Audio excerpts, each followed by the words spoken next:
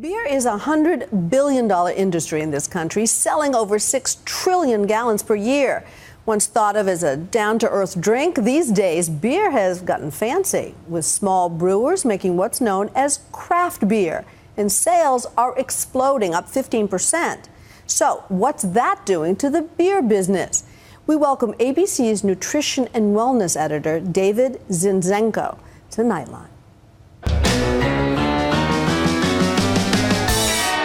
Oh, man. It's one of America's favorite pastimes, celebrating summer with a cold one. Cheers! Beer is having a big moment, a revolution of sorts.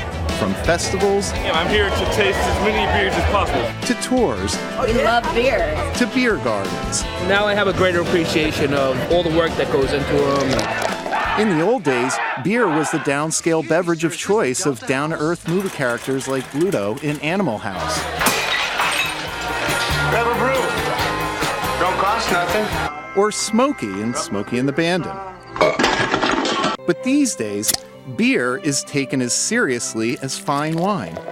And there's a new crop of beer snobs to tell you about it. It definitely looks heavier than your average porter. Creating hours of YouTube content. A little bit of pineapple and mango.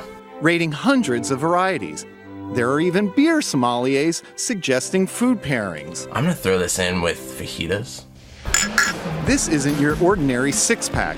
People are increasingly seeking out beers made by smaller brewers that experiment with flavor. They don't like the watered down stuff that they're used to. Creating what's known as craft beer. The craft beer is exploding. Big brewers are really looking at that and trying to make a more local, fresh product. In the past year alone, hundreds of new craft breweries have popped up all over the U.S. Sales are up 15%.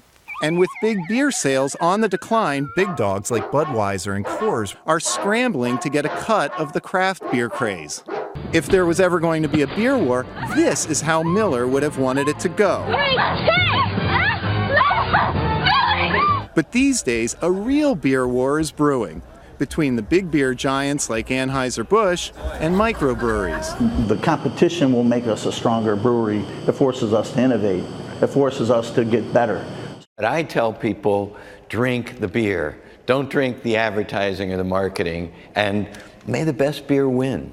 The maker of Budweiser, who owns nearly 50% of the American market, now admits they were complacent. But we weren't necessarily paying attention to some of the things that are happening around us. To see the front lines of this beer battle, Ready? Let's go. we hopped on a beer bus. Because Prohibition was a party for beer. Here, people are serious about their beer. I like Miller High Life, actually. The champagne beers. Do you have more of an appreciation for craft brews? Definitely. I can't go home and drink it, of course. We started our journey at the largest craft beer maker in the country, Welcome to our brewery. Boston Beer Company, home of Sam Adams. One of the things that I as a brewer love to do is take beer where no beer has gone before.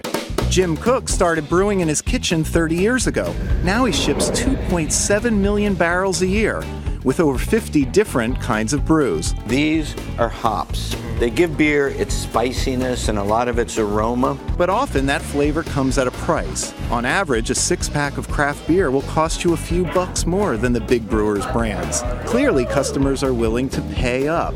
And Anheuser-Busch wants in. They started their own craft beer called Shock Top and are even buying up craft breweries like Goose Island in Chicago. We're the rich uncle who provides them the resources that they need, and the team there, they continue to innovate. Some of the critics might contend, oh, they own Goose Island, but they don't put their name, the Anheuser-Busch name, on the label. I think that's kind of ridiculous. People are going to find out that we make them. And actually, it's a source of pride for us when people do find out that Anheuser-Busch makes a beer. But Jim Cook of Sam Adams thinks it's a sly marketing move. Well, I get a little bit of a chuckle when the largest brewer in the world, wants to pretend like they're little Sam Adams. Even though it's kind of annoying to have the big brewers basically pretending to be us, my feeling is like, well, what are you going to do? Craft brewers are the ones who are creating this excitement.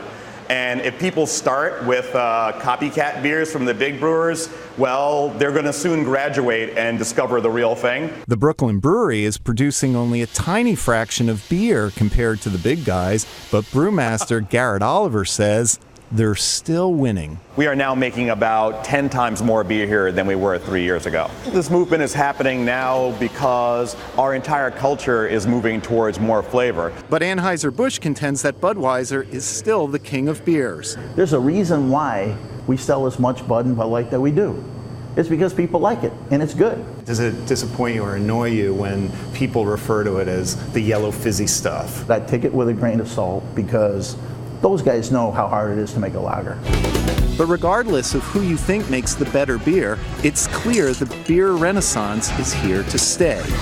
For Nightline, I'm Dave Zinzenko in New York.